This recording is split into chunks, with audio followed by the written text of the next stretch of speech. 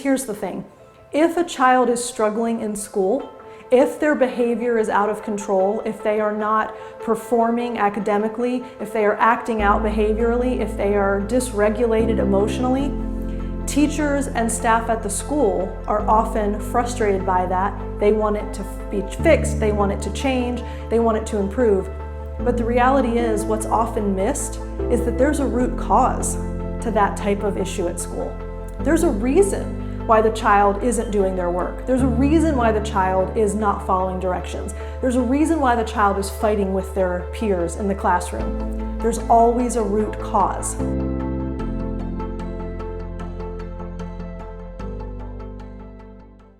Hi, I'm Dr. Brenna Hicks, the Kid Counselor. I'm wondering if you have ever felt nauseous or anxious or worried throughout the day when your kids are at school because you are worried that you are going to get a phone call from the school guidance counselor, from the principal, from the teacher. Wonder if you get a pit in your stomach when you are driving to pick them up at the end of the day because you are so concerned for who's going to stop you and pull you to the side and tell you all of the things that happened at school, that they had a difficult time with your child. I wonder if you are always hoping that the phone does not ring, always hoping that you don't have to run into anyone at the school, because every time you have a conversation about your child and their behavior at school, it's negative and it leaves you feeling defeated and frustrated and hopeless. If you are in that situation, so are so many other parents that I work with. I hear those stories all the time.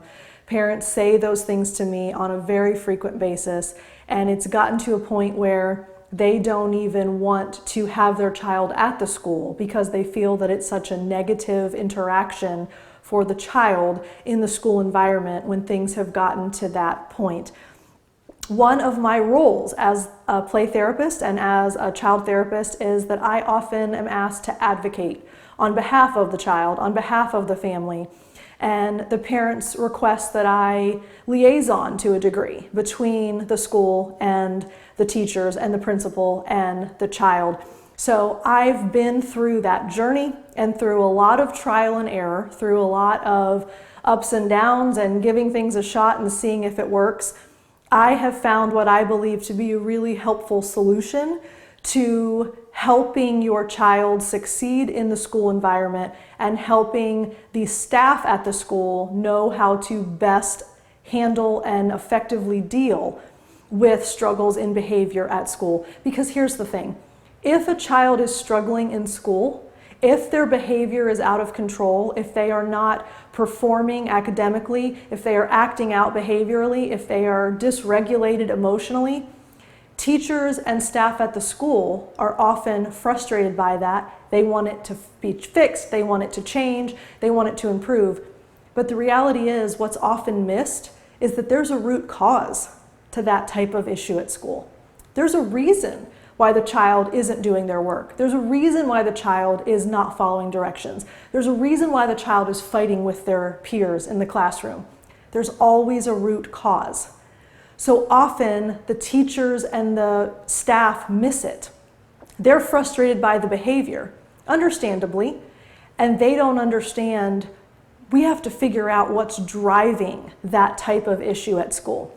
So through a lot of trial and error, through a lot of back and forth, I have navigated those waters, and I wanted to share a little bit of insight and thoughts with you. An interesting thing is that often, historically, there's been a perspective that it's kind of the school against the family. In other words, the family does not agree that the child has problems, and then the school says, oh my gosh, yes, there's all kinds of problems. So it kind of becomes where the family is pitted against the school. Another option is the teacher is somehow pitted against the parents. So parents say, well, we don't have that problem. And the teacher says, well, I have that problem every day. And it becomes a parent versus a teacher fight.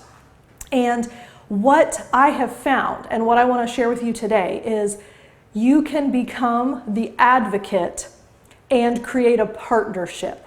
That really is the goal, is to create a partnership between you and the school so that the child can have the most effective setup to succeed in the school environment and in the home environment.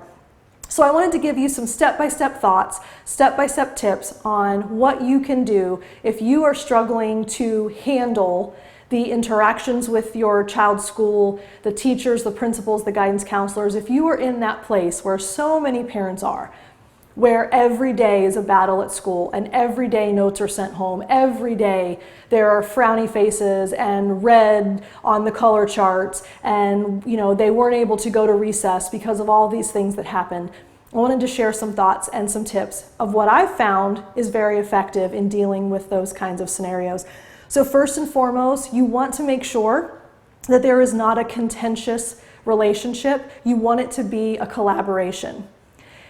And even when emotions are high, even when the teacher wants nothing more than to have a calm classroom, even when you want nothing more than to have a good report at the end of the day from the teacher, it has to be a collaboration. And that means working together, that means open dialogue, that means coming together as a partnership. Step number 2, you need to seek understanding, and that goes both ways. One of the things that I have found the most helpful when I speak with teachers and guidance counselors is to say, share with me what you're seeing. Share with me what the struggles are. And I just seek understanding. I want to know from their side what that looks like, because often the child's behavior is very different between environments. So you may say, oh my gosh, no, they don't act like that at home. But that's not seeking understanding of what's happening in the classroom. So sometimes it's helpful to just let them share their side, their perspective, so that you have a better understanding and awareness of what that looks like. Third, you always want to try to come at it from a seeking knowledge perspective. In other words, I want to talk to you so that I know. I want to understand. I want to have awareness, and I want you to tell me so that I have this knowledge, even if it's not your experience at home, even if it's a very different description of behavior than what you're used to. Perspective and knowledge is crucial for both sides. Often a teacher wants to know, we just don't have that problem at home, and here's how I handle a situation like that. If you're able to share your knowledge of how you can bypass an outburst at home, the teacher would love that as well. So both ways, seeking knowledge is really helpful. Fourth, it's always about finding a solution. So working together to figure out what will work for your child in the school environment. And sometimes that takes a lot of brainstorming, it takes a lot of discussion, but that is what sets your child up for success. Because what we don't want, and what the greatest danger is when a child is having trouble at school, is when the classroom and the teacher and the staff start to view the child as the bad kid. I'm air quoting, bad kid. And then the child starts to believe it, and it becomes a self-fulfilling prophecy. In other words, when the label has been thrown out there, oh, that's the kid that gets in trouble all the time, that's the kid that's bad, that's the kid that's always in the principal's office, it's really hard for the child not to assume that role. Well, everyone thinks I'm bad, so I'm just going to be bad. And it's a self-fulfilling prophecy. So the solution is sometimes, let's come together, let's figure this out. Maybe we can try this. Let's give it a shot for a week, see what happens. Let's see if we change this, if that makes a difference. So a lot of open brainstorming will often lead to a solution. Next, we never want the conversation nor the solution to be defeating or punitive. In other words, the solution should always be positively framed rather than negatively.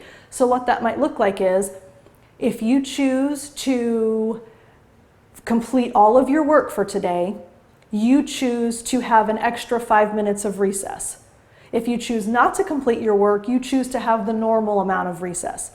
Notice that there's no punishment, there's no discipline, there's no consequence. He or she gets extra of something that is important to them if they follow the rules and are obedient to the normal routine of the day. So it should not be, if you don't stay on task, you lose recess. Because that is punitive, that's defeating, and what happens is that sets the child up for failure. Because if they lose recess at 10 a.m., they still have 5 more hours that they have to get through. And by that point, there's no reason to even try. They've already lost what mattered to them. So at that point, oh, I don't need to follow any of the rules the rest of the day, because they've already gotten to a defeated place where they've been set up for failure. So it's always positive, never punitive, always moving in the direction of making sure that it's a success-oriented approach. And finally, it should always be understood from both sides that this is never a pit one against the other. So if the child has a difficult time at school, there should never be a dialogue at home that the teacher is so strict, the teacher is so outrageous, the teacher doesn't know how to handle the classroom. Likewise, the teacher should never communicate in the school environment, well, he's just never disciplined at home, or they're just not handling this from a parenting side of it, because then the child is the ping pong ball that gets stuck in between the school and the home. And like I mentioned before, the parent versus the teacher, the school versus the family, it should never be a we're against each other approach. It should always be a we're coming together to find a solution approach.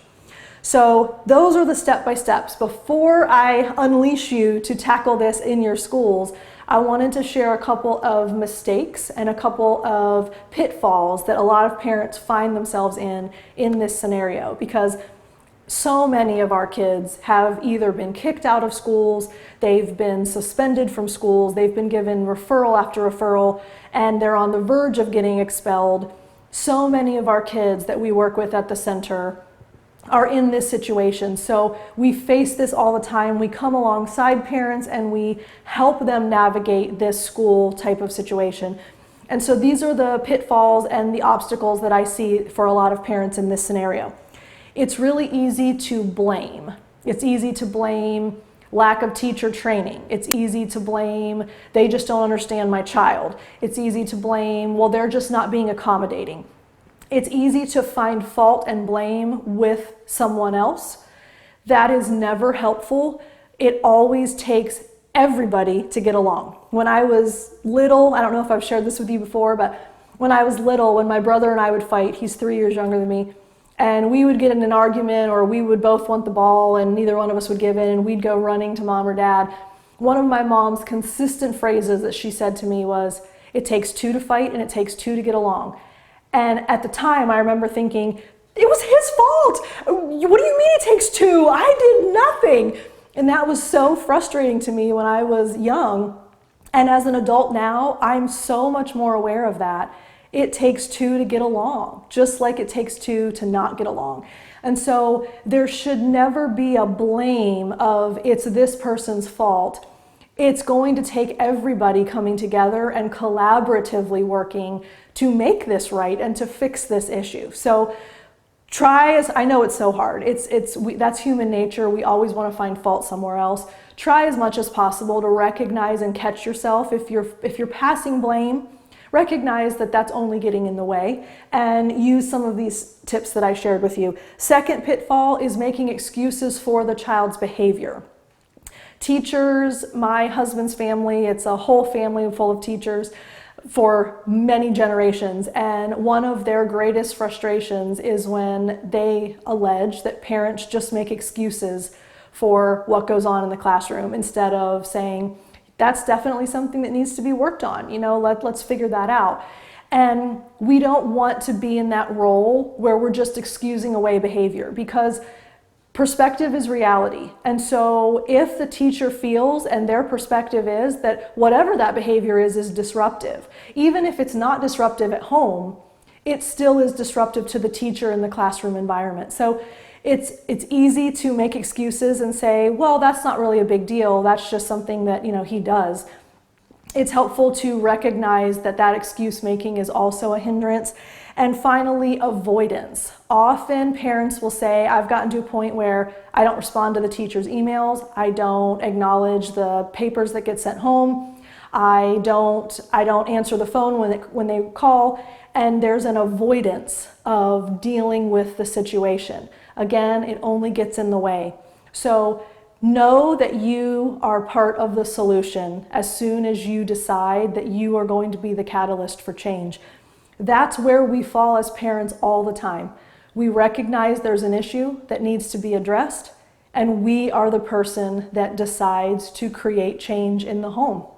Kids don't change, they're just kids. So that's our role as a parent, to say, I'm going to be the person that takes the first step to make this better, to fix this for my family. So be encouraged. The first thing that you should do, if this is you, if you are saying, oh my gosh, everything you've said in this video or this podcast is exactly where I am. We've been through this again and again with no solution in sight, no end in sight, and I'm just completely frustrated and overwhelmed.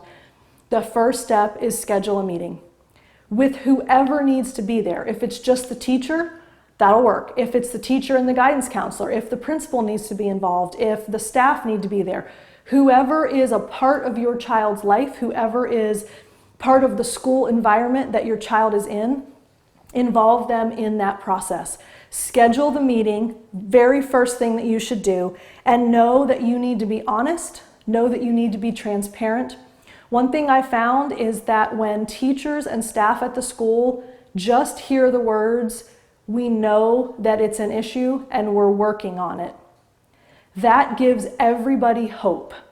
The most frustrating place is when you feel that nothing's going to change and there's no hope in the scenario.